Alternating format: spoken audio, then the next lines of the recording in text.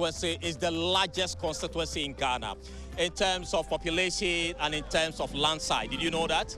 Did you also know that the NPP since 1992 has never won a seat here in this constituency? The question we ask is, will this change in this 2024 elections? We don't know, but that's why we are here to interact with residents to find out from them the key issues that will inform their vote come December 2024. Come with me as we explore this.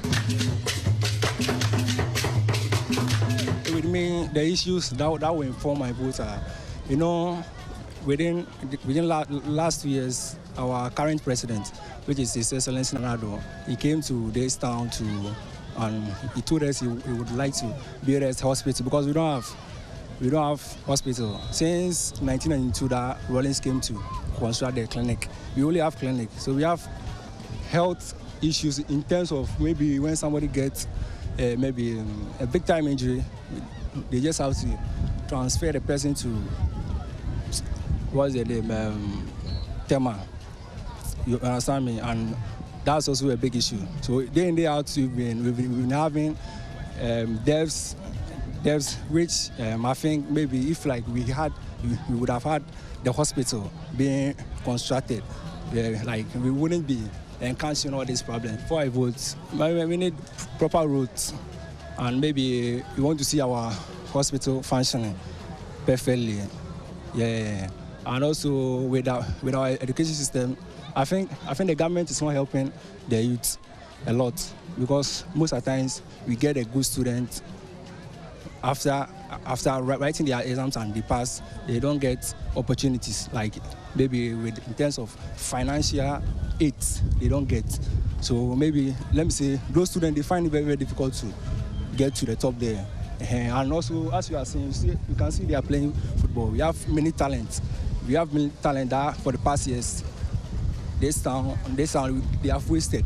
The youth have wasted a lot. If they were to invest in those talents, I think right now most of them would have been at the top there. So, on my conclusion for these two parties, what I want them to do for us before they get our vote is what I outlined. Being it proper roads, our hospital being working perfectly, and also helping the young ones with their talents to reach the top there. The key issue here, it's about our roads. If you take a car from Kpone here to Kpone, if you get to Kpone, everybody will know you are coming from Kpone, because the dust on the road is fucking bad. And it seems nobody seems to care about it. And two, our water supply is very bad. The water comes and like a week or two and it goes off. It will come like in 3 weeks' time before the water comes. And three, our health sector, that's the Kpone center there. It seems the place is very small. The wards are very small. If the road is fixed well, and our water supply too, it's good, and the health sector is good, then we can vote for those who in authority. If they have that manifesto within the two parties, then I can choose where or who to vote for. The dust, we are suffering.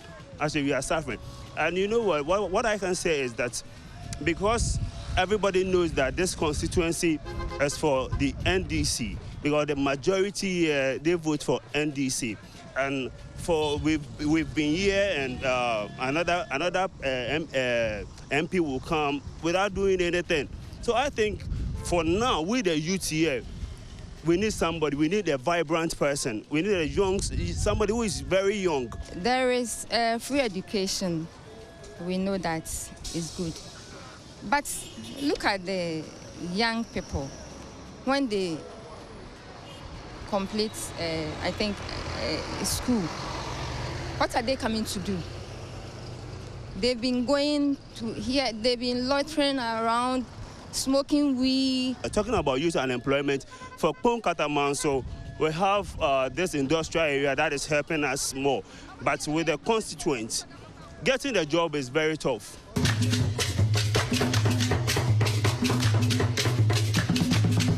Here is the 64 Battalion Parliament for the Youth here in the Kpone Katamanso constituency. I have some of them here to share with us the key issues that will determine where their vote would go. Give us your name and tell us the issues that you are looking out for going into the 2024 elections. Okay, my name is Nathaniel Provenza. A lot know me to be Nisoja. First of all, I would like to thank you guys for this opportunity that you've given us. As you can see, a lot of youth are here and then most of them are not working. Most of them are very talented, especially when it comes to football. You understand? We have a lot of talents here, but we don't have pitches here. One, we don't have better pitches here. Two, our roads are very bad. It's been the ages. Our roads are very bad. We've talked about it, and then nothing is being done. And then also, the unemployment is very bad here. We have more than 60 companies here, but the salary is very low. So imagine you have a wife, 2 kids, and then you are being paid 600 Ghana cedis a month. How are you going to cope with these things? So going into 2024 elections, if the candidates come and then they don't tell us anything better, we're not going to vote. Okay. Seriously. Okay. So how do you want them to address issues, for instance, youth unemployment? What are you looking out for among the party, especially the 2 big parties, the NPP and the NDC? What are you expecting them to capture in their manifesto to inform your vote? Okay, so we were looking at they combining or having an agreement with the companies so that when they need people to work for them, then you give us a slot. But it's not done like that. You understand? And then when you go you don't get. And then we have the companies on our land, but when you go there you don't get the job. It's very, very bad. Okay, so for you, it's not about NPP and DC, it's about the issues. It's about the issues. Okay, so that is concerned. Let me try and see if I can speak to another person here to see what he also makes of the situation. So give us your name and tell us your concern. You look like a footballer, are you? Yeah, I'm a great talented footballer, but, you know, I'm still here. As usual, the town, we have nothing. We have big names out there, like, yeah, but nothing. If you come here, you can't see anything, nothing. Big companies here, big industries, but we are here. So going into the 2024 election, what are you expecting the 2 political parties to do about the plight of the youth in the Kpone Katamanso constituency? So for the parties, we tell them that this time around, we are not joking, because we are not voting, no. Because we can't just be fools like that. It's been a couple of times they have been doing this thing. This time around, you can see we post red banners in and we are not voting, yes. We, the youth, we want to tell them that we don't like those promises without any achievement. Especially our water problem is a big issue. The road network is a big issue. When you come to education sector, I mean, the children are just there. We don't have good classrooms. Now we have a problem on the, how do you call it? Our hospital. We don't have the general hospital here. We are having only polyclinic. And when you go there, there's some little issues or medical things that they can have solved. They can solve it, but they will tell you go to general hospital. Now, what we are expecting is that, especially the MPs, they are the people, when we vote for them, they are the people coming to us.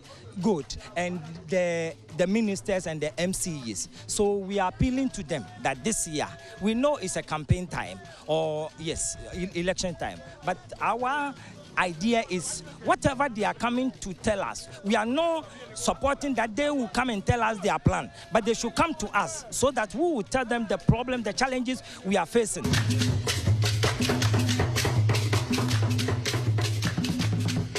This is the Kpone main. And that was what happened at Kpone Katamanso. Interestingly, the residents are saying they are not voting this year. And they also said that they will not be swayed by any financial inducements whatsoever because they are looking to see tangible improvements in their livelihoods. It's been 32 years since the NDC has been reigning, not just winning the presidential, but the parliamentary seats as well. So 6 consecutive election years, NDC has won. NPP has never won in Kpone Katamanso. Now, today I have seated with me this morning the incumbent MP for Kpone Katamanso, Joseph Akwete, and yeah. I was going to say a little bit more, but then, you know, good morning to you, Joseph. How are you? I'm okay. Are you okay? I'm doing well. I'm awesomely well. Yeah. Yes. And seated to his left is the aspiring MP who is representing the New Patriotic Party, William Ofosu Asante. Hi, good morning. Hi, good morning. How are you? I'm doing awesome. I'm doing awesome. Now, some residents of Kpone Katamanso have spoken. And it looks like there are so many things that they are lacking. It's been years where it looks like they've not seen any proper improvement.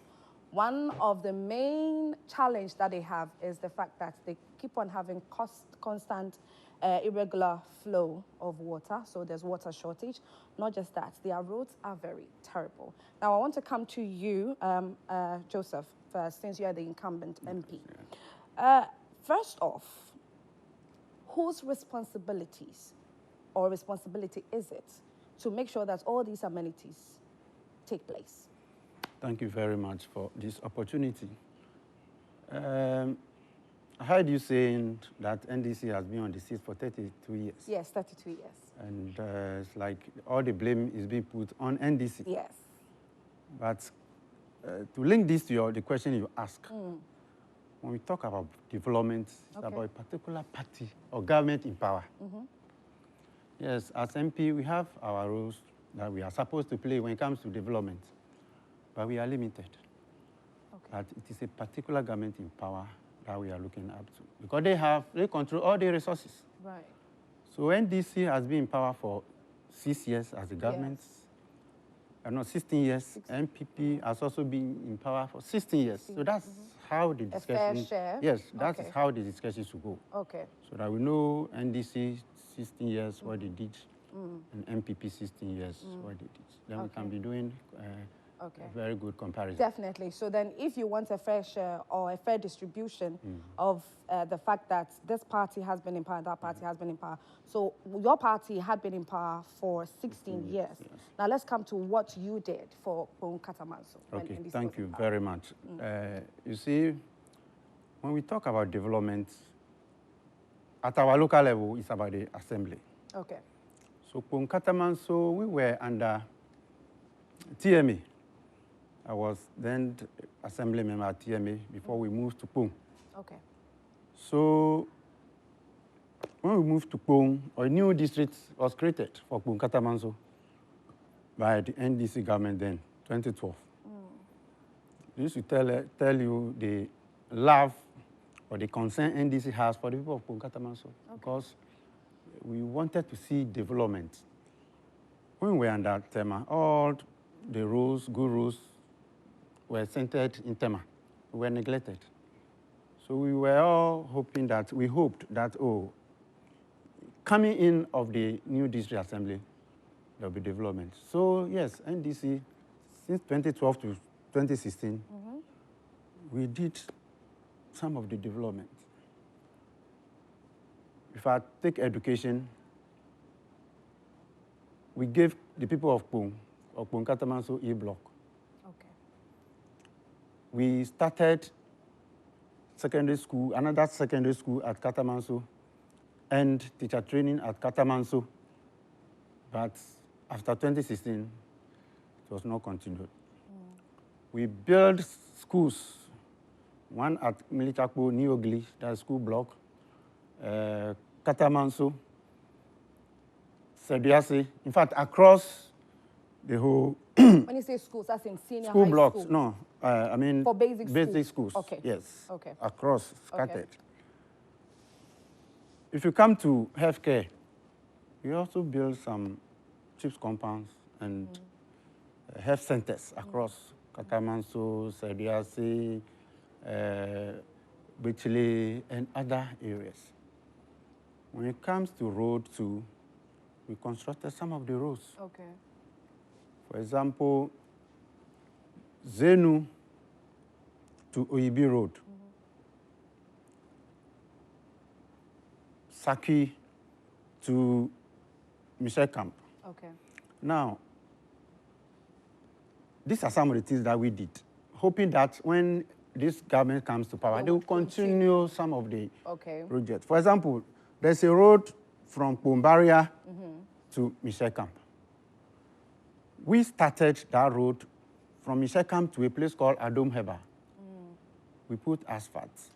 You know, I'm not sorry to cut you, but it will be confusing to a lot of people, especially since you're the incumbent MP, that would it not be your responsibility then to make sure that certain things, to lobby for all the necessary things to be done, all these necessary things to That's a good point. You know, before I came, this is my 4th year, this is my first term. So 4 years now. So when I came, I realized that most of our roads, for example, have been awarded. To contractors? Yes, most of our major roads that have problems have been awarded to contractors. So I started to follow up. In fact, I got some of the contractors' phone numbers and I called.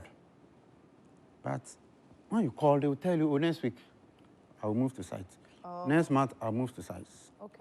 So you know, I realized that what is going on, if I don't take further steps, the people will just deceive me. So I decided to file questions on the floor of Parliament so that when the ministers come, they will tell us what the true story is.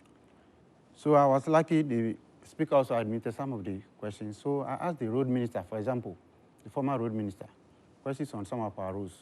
For example, there's this road that is very, it's important for the people between Kpone and Michel Camp Gate. So I asked the minister a question on that road because I've been to the assembly. They've shown me documents to show that the ministry of roads and highway have awarded. Yeah, I saw the contract. And when I called the contractor, he also keeps promising me. But when the minister came on the floor of Parliament, the minister says they don't have any plan for that road. So as a minister, I have seen documents. So are you sure of what you are saying? He said, oh, maybe the assembly did something at their level. As for their ministry, they don't have any record. There is another road, Atadika Road. Atadika through aviation, Washington, New York to Committee 22. It's also a very important road. That one too, I asked the minister a question. And can you imagine? The minister came and he said that the contractor has used his own money to do some work on the road. But the government has failed to pay the contractor, and therefore the contractor has left site. Do you believe the fact that it looks like continuation, like you mentioned earlier, that you were hoping that after 2016 and then you were out of power, when NPP comes into power, they will continue the projects? Doesn't it look like, okay, maybe for acknowledgement's sake, for people to be, for the government, this particular government to be lauded that I did this, I did that and all that. So maybe because of credibility and acknowledgement, they don't want to somewhat associate themselves to that. No, this particular road I'm talking about, they awarded it 2020. The contract started work 2020. But you see, Kpone Katamanso and beyond, going to Adan, it's like this government doesn't want to come in. Kindly hold our thoughts then. I want to bring Asante into this. Asante, do you think that Kpone Katamanso, for the fact that NPP has never won an election over there, it looks like there's some intentionality to it being ignored? You see, that is let me say a very good morning to your viewers and listeners, and thank you for the opportunity. You see, that is a palpable lie, a falsehood. Why am I saying that? I'm sure that I will have the time to speak as much as he did. Yes. Perfect. So I was happy when the sitting MP told us that the NDC has had its fair share of 16 years. Yes. The NPP is near its 16 years. We're not at 16 yet. We're at 15 3/4. Yeah, to be fair. And when you do the comparison, granted that we have both had our share of 16-16, then what that brings to the table is that it is not really the issue of the central government, because you have had 16 years, you didn't do much. We have also had 16 years. The constituency has not seen much. Then we should be looking at the local leadership, who has been at the helm of affairs. Because if you're talking about, you see, there is a system, the way the Ghanaian political landscape works or operates, where the MP has become like the advocate, the lead advocate for everything good in the constituency. So if you have had the NDC occupying the seat for 32 years, you would require that they would take up the issue of advocacy. And what have we seen? Nothing, zero. But let's suffice to say that, you know, I'm coming. Let me hold on a second. So he talked about some roads that he says were done. Yeah. We can't sit on a national television with international coverage and churn out lies. I have lived in that place for all my life, almost 40 years. You say the Calypso Road was asphalted. Go down there and ask residents when they saw asphalt on that road. You didn't allow me to end. I'm sorry, but that road was never asphalted. If you had allowed the me layer, to end, you would have the layer of do that. quota on that road is nothing to write home about. And that is how come it's... Go and look at the road if you can find an inch of gravel on it. If you say the road was asphalted. If it was asphalted, what is supposed to be the lifespan of an asphalt road? It's supposed to be 25 years. So NPP has been in power for 7 years and all the road is gone, totally gone, and you say you did it. But far from it, let's go down to you saying the NPP has neglected Kpone Katamanso. You heard what he listed. Let me go ahead and tell you what the NPP has done. Okay, yeah. Agenda 111, the new hospital that has been constructed, fully finished. In Kpone is constructed. The 40-bed capacity? Yes, it's done. Okay. The toll road, is it not under construction? Is it not the NPP that is doing that?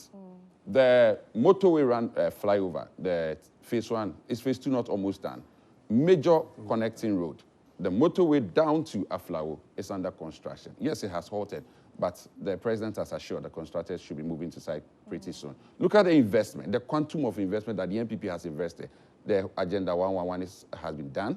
The toll road is under construction. It's almost done. The Aflao stretch, multiple lanes, about 8 lanes or so, under construction.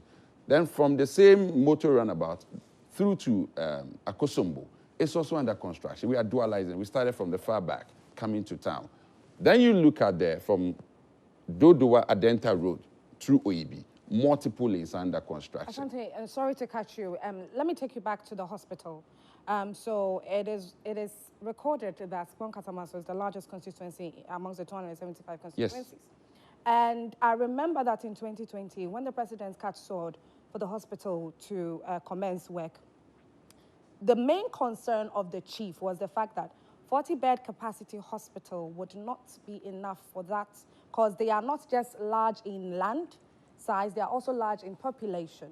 And looking at the constituency lens, the interview, where residents were interviewed, one of their concerns was the fact that the hospitals, even majority of the time since it started operating, they are still referred to the general hospital in Tema. So at the end of the day, what the chief wanted in 2020 was there to be like 2- or 3-story building hospital, just like in Tema they have.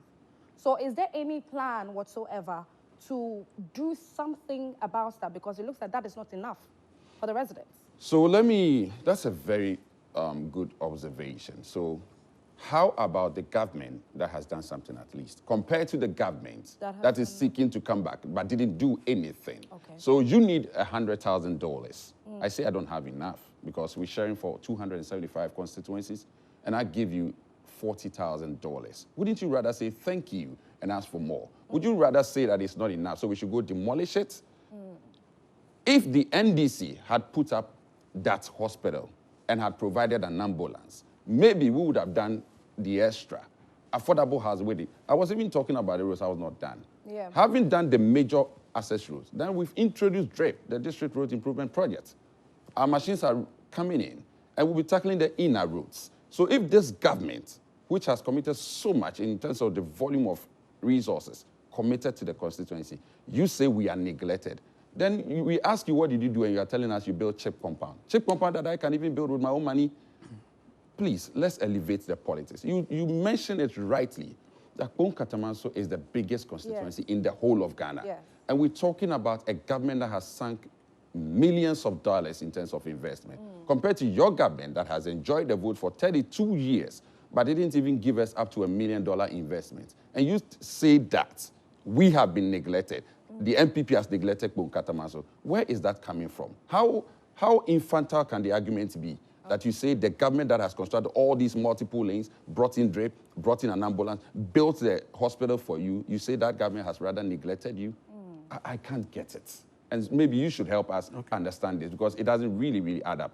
Okay. It looks like, Joseph, it looks like to some extent when it comes to your role as an MP, your hands are tied to some extent. Is that what it is? That's exactly what it is. And the roads is mentioned. Okay. They are not Kpone Katamanso specific.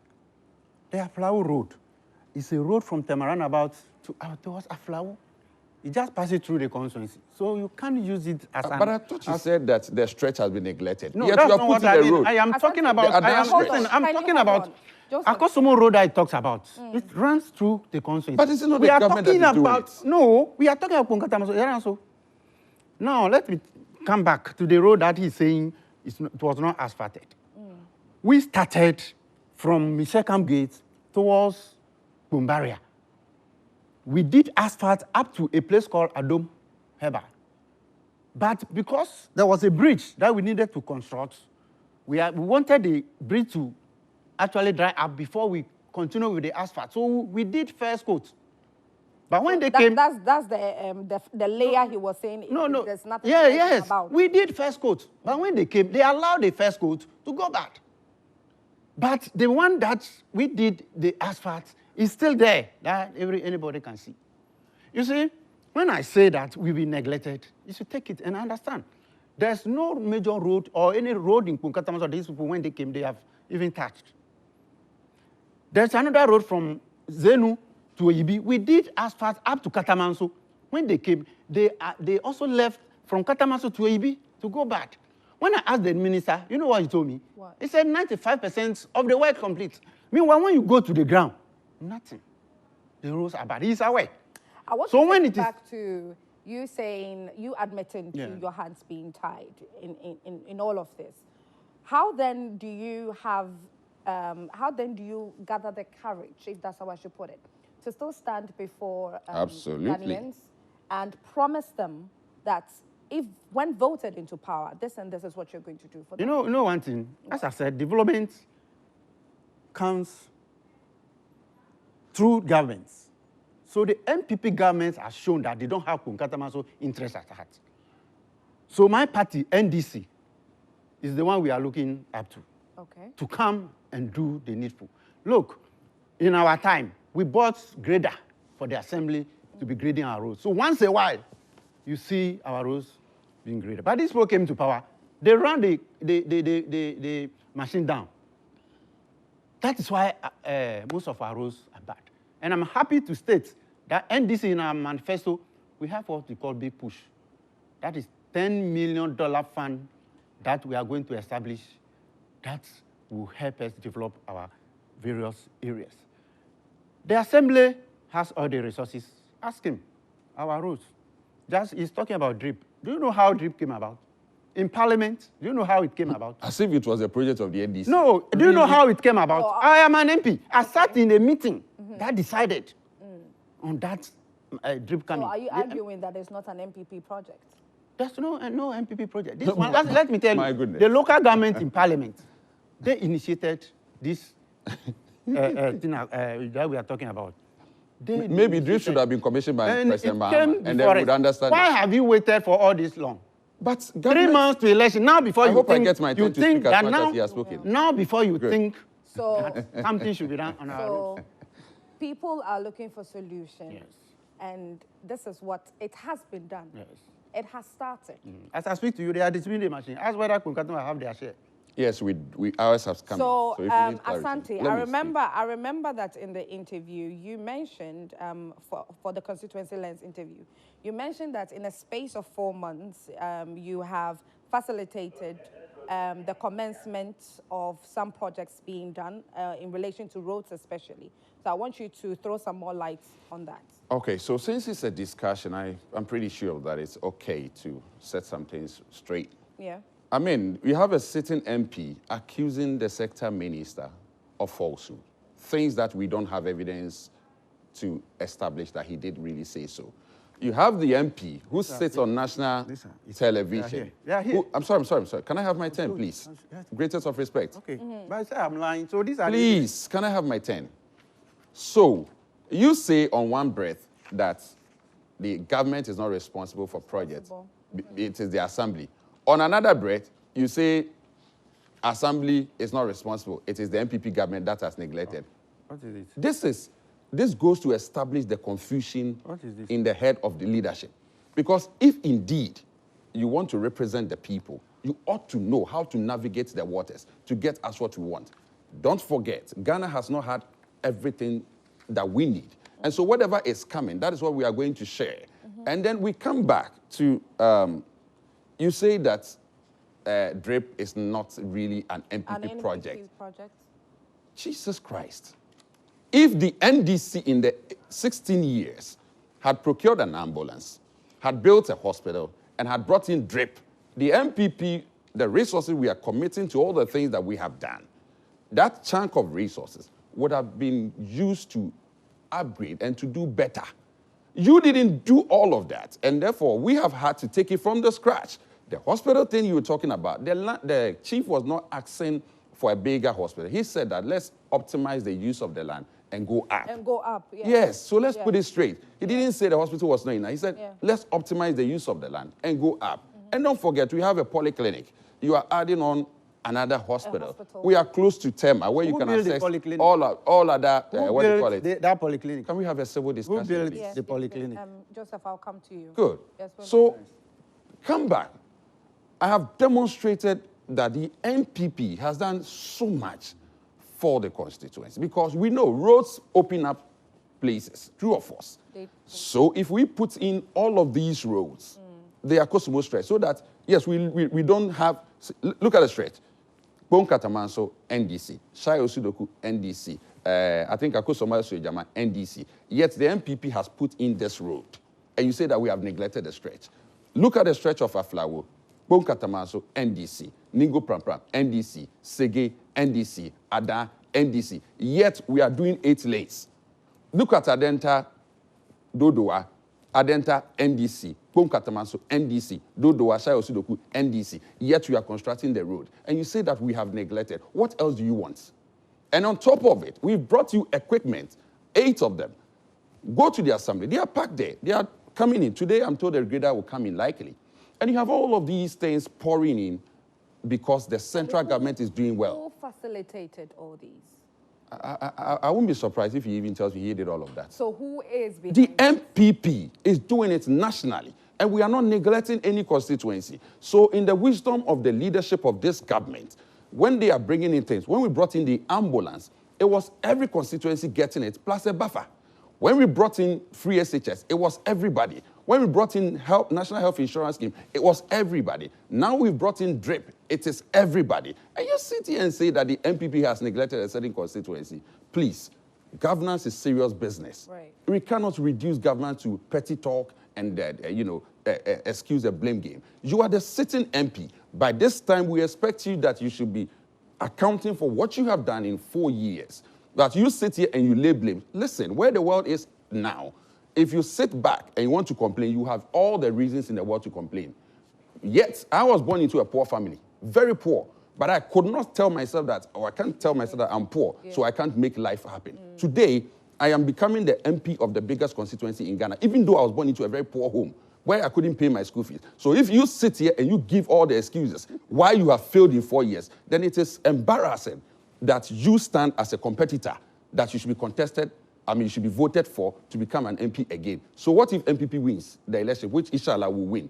What would you come to tell us? That Kpone Katamanso should not be represented in parliament because you have not been able to work hand in hand with the sitting government. You think that life is all rosy and all good at all times? You will meet hurdles. Ability to navigate your way. That is what makes you a leader. And where we are in this 21st century, the challenges that are confronting us locally, nationally, and globally. If you don't have the requisite skills, I'm sorry, but you'll be left out. The world is not waiting for you. So I'm sorry, but the people of Kpone Katamanso, this is a disappointment. This is a failure. Okay, and well, the MP should sit up. Joseph. Okay, Joseph. yes. So we've spoken about the roads quite a lot. I want us to come to the water shortage, okay? In the interview, Constituency Lens, you mentioned that you have secured documents for there to be drilling of boreholes in some of the communities. Yes.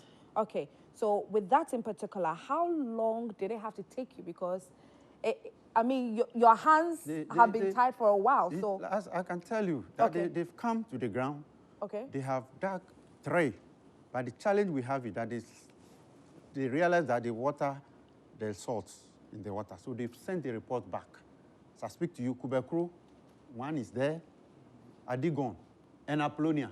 They went to these 3 places. So 3? Yes, but there are 4. But because of the challenge, they have gone back. They are going to present their report so that they can come back and see what we can do.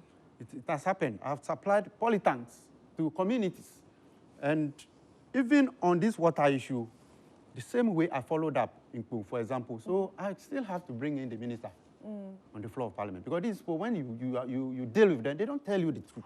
So you being the incumbent MP, so the water shortage thing has been something that has been there for a very long time. So that's what I'm saying. That's what I'm coming to. You know, we are dealing with a difficult government. Yeah, okay. If you heard Akufo-Addo telling a certain section of the chiefs from Central Region, when they complain about development, you heard what he said. That because they didn't vote for their candidate, that is why it is so. If you listen to Asensu Boachi, let me finish with this one. Let me finish with this one. Okay. If you listen to Asensu Boachi at Ijisuba election, he said for opposition MP to come to him and lobby for roads, that one will not happen. In fact, he said that, and see that. You listen to him. So these are the people we are dealing with. They are so difficult that, look, how come 8 good years, you can't boast of 1 kilometer of a road in Kpone Katamanso? The toll road is talking about, it started 4 years, even before last election. They cancelled. The contractor has come to site more than 10 times. And they've come again, because the election 3 months, they've come to just create dust on the road. So this is how they behave. That is unfair. Construction goes through phases. Please, put it on record. 4 years. We are going through phases. Now we are near the asphalt, and you come here and you insult our intelligence as a people. Listen, let's take Ghanaians seriously. Go and check the road. When road construction is ongoing, don't you go through that phase? Or do you bring the asphalt and just overlay it? Asante, I'll come to you. So, Joseph. I'm a member of the assembly as well. So the assembly is doing some gradings. He goes around and says he's using his pocket money. We are talking about... I was actually going to we are talking about lobbying. We are talking about lobbying. Is this saying that his MC is dumb? Because I know the MC has followed up on some of our roads several times. I have done the same thing, including... Look, I have well represented my people on the floor of parliament. Samoloko. Yes. Okay. I have well represented my people on the floor of parliament by asking questions. If you say I'm lying, that's why I've given you a copy. Yes, the copies to read the questions and answers that the ministers gave on the questions that I asked. So, look, as an MP, yes, I have a role to play. My role is to lobby. My role is to follow up. My role is to ask the necessary questions. That's what I've asked. The common fund that comes to MP is just 5% of what goes to the assembly. It's for intervention purposes. That is why, as I speak to you, I'm building chief compound in Katamanso. Chief compound in Katamanso. I have supplied polytanks to communities, to solve their water problems. Okay. Now, about how many? About 10. Okay. So far. Okay. There are 5 that are in the process. Okay. That's very soon. So five communities have received the polytanks. Yes. So 5 are yet to. Yes, they have. Okay. Okay. As a Social Democratic Party, I have also enrolled about 3,000 young ones under 80 years onto national health insurance for free. Okay. As I speak to you, 2,000 will be enrolled very soon. I have paid school fees, committed more than 400,000 in paying school fees for students in the tertiary institution. So I am doing a lot, but they should understand, even the common fund 5%, that is not in my pocket. It's at the assembly. So if I need something, I have to write to the assembly for it to go through all processes. So MPs, we don't have resources. All resources are with the central government and the assembly. So if I have seen to it that roads have been awarded, everything has been done, what is left for the government to release money for the contractor to do their work, and it has refused to do it. What else can I do? Look at the Aflau Road that he's talking about.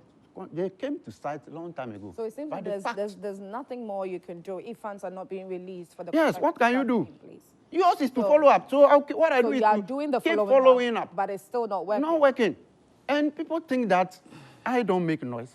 Who makes noise more than some judge? Or let's say a black one. Some even think that you don't speak in Parliament. But these are the evidence. Right. That I've shown you. 1 in 4 years. Which one is the 1 in 4 years?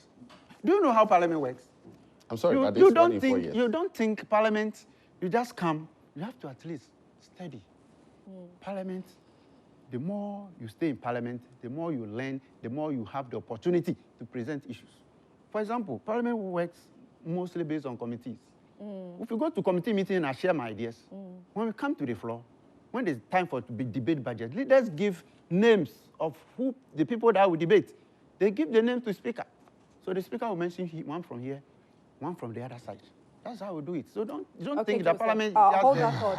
Elia Asante, I asked you a question in relation to what you said in the interview about you not even being an MP yet, but you facilitated quite a number of things. So I want you to throw some more light on that, and I'll ask you a follow-up. Very good. So if you see that contractors are moving to site for the old projects, it only means that somebody has started talking.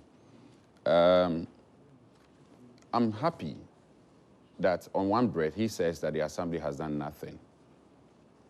Let me correct this on set. I have never gone anywhere to say that I'm using my personal money to construct roads. It is all over.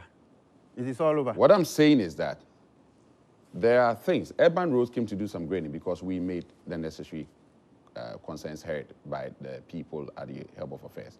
Yet he drove in there saying that it's not his government. His hands are tied. Yet he drove in there to the committee to tell them that he is part of the Assembly. That's why he's taking credit for the road reshaping. How petty can we be? Listen, we have an MP for the 600,000 people of Kpone Katamanso. And then you tell me that a cosmopolitan constituency like Kpone Katamanso, with all the challenges, diverse forms, and then the MP's achievement is that you are buying polytanks, which we have in our homes. That's what you are doing for our constituency. You see, it's not just about throwing issues out there. If you talk about things tangible that you have done, give us the evidence. When you came around, you can go around and see the borehole he says he has constructed. I use a borehole in my house. That is also a national achievement. I have a polytank in my house, national achievement. Let's take the people seriously. They need better representation. Then you say that, what do you call it? You pay school fees of people with, what do you call it? What the common fund you receive can do so much for the people in terms of little things like bridges, like, what do you call it? Reshaping of road. You can do so much. But because we cannot account for it, you tell me that you've paid school fees and road people to National Health Insurance Scheme. The National Health Insurance Scheme that you and your people worked out of Parliament. Now you are saying on national TV that you are proud that you have enrolled 3,000 people onto the scheme that you say was a scam. Regardless. Pretty soon, he will tell us that even the free SHS... Hold on. Doesn't understand Can I have my take? Greatest of respect, MP. MP, let's be civil, for goodness sake. Okay. Very soon, he will tell us that even the free SHS, he buys the people to school. That's where we are headed. Let me tell you this. The job at hand is a serious one. The reason why I put up myself for this election is not because I'm applying for a job. It's because I was born in the constituency. I lived in the constituency. I've had all my life lived it in the constituency. And I understand the challenges, the predicaments of our people, youth and employment, lack of development, lack of basic amenities, lack of leadership. Because for the nature of the constituency, leadership is everything. Because if you can mobilize the people, we are able to do so much for ourselves because we have the topmost of the elite communities in our constituency. We have, of course, all the levels in the constituency. So what you need to do is to leverage on the potentials and the resources that are within the constituency. Okay. And that is what we call leadership. Okay. But we are not electing you to come and give us a reason why you cannot do their job. These problems, these issues, when you were contested, NPP was in power, knowing that you cannot work with an incumbent government. You didn't even, please let me land. He had all the time. He didn't even have the chance to what do you call it? Now you are saying we should vote for you again. NPP Because my will win government the is election. coming to power. NPP will win the Yes, election. And when you NDC come, is coming to power to do our development. problems will compound. Asante, Because you can't work with a Asante, government that is in Asante, power. if we don't take care, we'll not be able to consume what that we have to consume. Please, then because give we me have spare time like you do little, give him, okay? Some few minutes to go. But the question that I want to pose to the both of you right now is, have you liaised with the residents of Kpone Katamanso? Have you let them know? Have they told you personally exactly what their woes and challenges are? I have Judith joining us on phone right now. Hi, Judith. If you can hear me, good morning to you. Okay, Judith, hi. Can you unmute?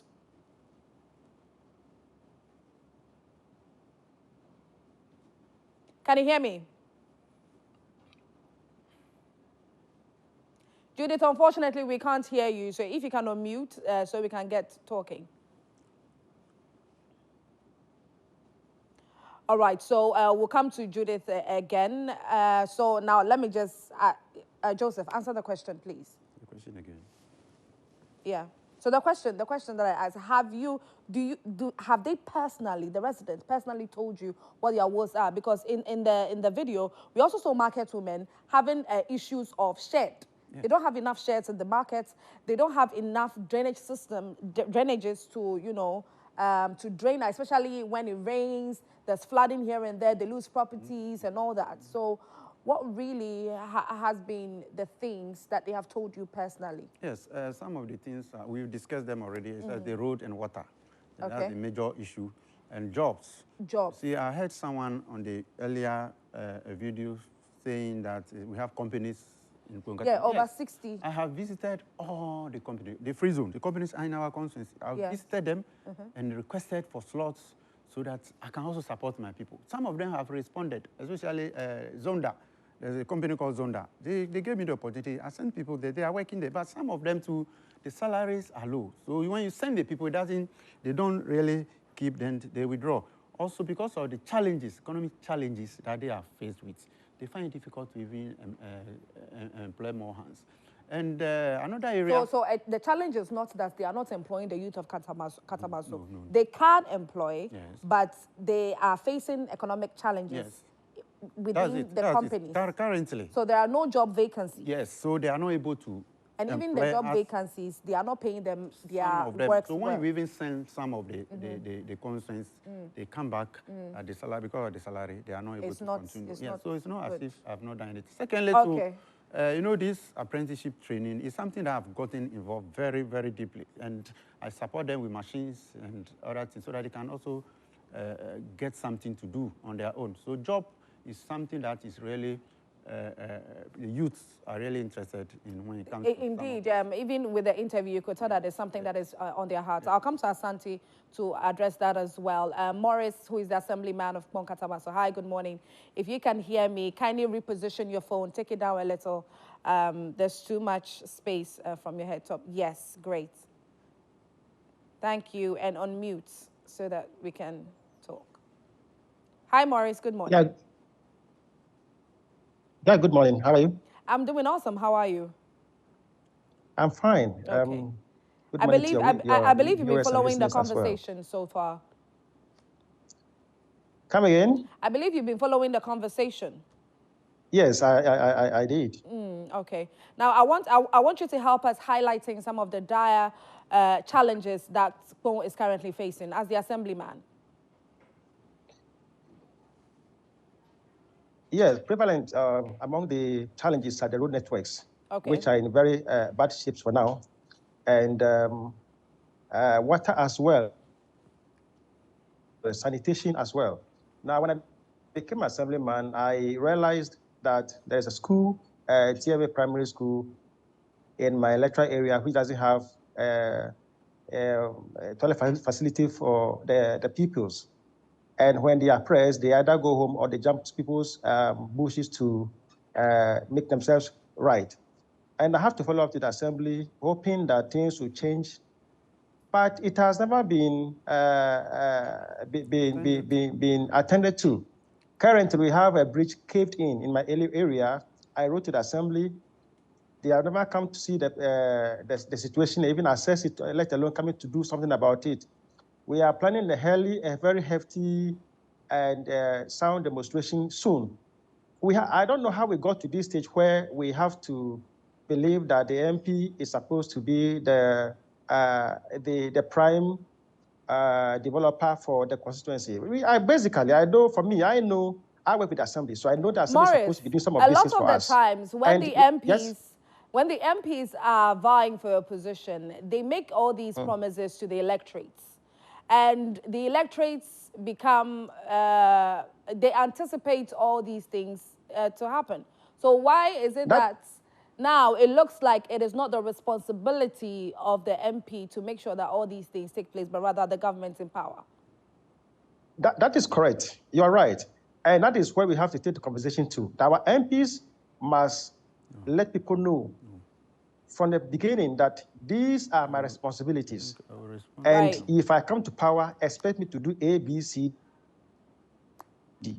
And so when you come into power, people are going to judge you. They are going to judge performance based on what you have told them. But for me, it takes only a few people to know that the MP is supposed to be a lawmaker for the constituency.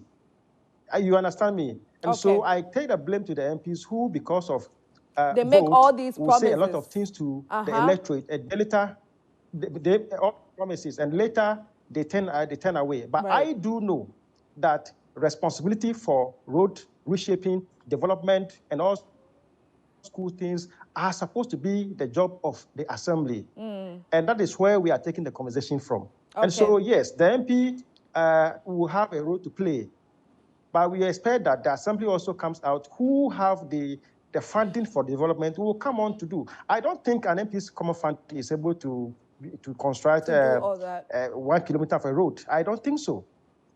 Yes, and so let's look at the situation in a holistic manner, so that when we are saying our conversation, for instance, if my brother becomes an MP today, the story I don't think may change. Well, he may do something, but I don't think it may change. But he's already doing something. Not doing anything. It's not doing anything. He's already doing something. He says he's already doing something. Yeah, you see. So, yes, that has been the trend. That has been the trend. When I was campaigning to become an assemblyman, I went to places, I did things for people to believe in me. It doesn't mean that it's going to continue. Why is he going to get the funding to do all those things when he becomes an assemblyman? Okay, Maurice, thank you so much for your time this morning. Unfortunately, this is where this is where we have to end. Oh, but you know, the MP speak for so long, and I never got a turn. So, just a final submission. No, he spoke for so long, I never got my turn. Let's be fair. Let's be fair. We will continue this conversation. So, Asante, I want you to please. I agree. Please. Briefly. Okay, briefly. Yeah. I think let's put some things right. One time we had an MP who doubled as a regional minister, whose government was in power, whose government controlled the assembly. Talking about me. And yet, we never saw development. This was his predecessor. He was a regional minister. His government was in power. I'm sorry, hold on. His government was in power. He was a regional minister. He was the MP. They controlled the assembly, and they had the MC. Yet he didn't do nothing. We did a lot. Today, I have enumerated all the things we've done. Apollonia Road, where he comes from, take a look at it. Even his V8 cannot go there. And you say that you have common fund and you are using it for what? Please, can I go on? Can I make my submission? You see how uncivil we can be? When I have been very... Please, Joseph, for goodness sake, let me make my point. Yes. We talk about the people of Kpone. The market is under construction. Take a visit to Kpone. And go and see, we are doing the market. We are putting in more sheds. What do you call it? The water problem. I spoke to the... That's a new location, or is the same old spot? The same old spot, but behind. Yes, the construction is ongoing. Just go and look at it. Don't worry. Take your cameras there and inform viewers. It's simple. We will do that. Sanitation. Some of the problems are more of an issue of leadership. I saw in the, the documentary. In fact, one of the documents is on Joy News, where he was with a shovel. Yeah. And I said that, listen, we need to take people seriously. Okay. What we need is leadership to be able to address some of these challenges. Okay. You don't sit and wait for 4 years and come back and do this, you know. Okay, Asante. All right. Thank you so much. Oh, Thank don't I have 1 minute to Joseph, say unfortunately, something briefly time about is what up. said about but MPs campaigning for? You see, we don't have campaign time. on that. I'm representing a particular No, but we can't have an and in the MP. political We party, cannot have an we MP have our giving us manifesto. excuses. I'm Okay. sorry. I'm supposed to talk on those manifestos. That we will do road. Don't Them worry, says we do would road. So are definitely. representing- Let's take viewers seriously. Definitely Kpone call you Katamanso, back 600,000 lives are at for you stake. to dwell And on we should that take them appropriately. seriously. You don't understand the This Let's all not put time MPs permits who don't know that. their way around town. Thank you so much for your time this morning. And this has been Prime Morning on Joy Prime. My name is Esiedua Akumia. I didn't do this alone. Rose Nefeli were here with me as well. And so thank you for the aspiring MP of Kpone Katamanso, William Ofosu Asante, and the incumbent MP for Kpone Katamanso, Joseph Akwete Tete. Thank you so much, gentlemen, for your time. And that's it. Have a lovely day. Thank you.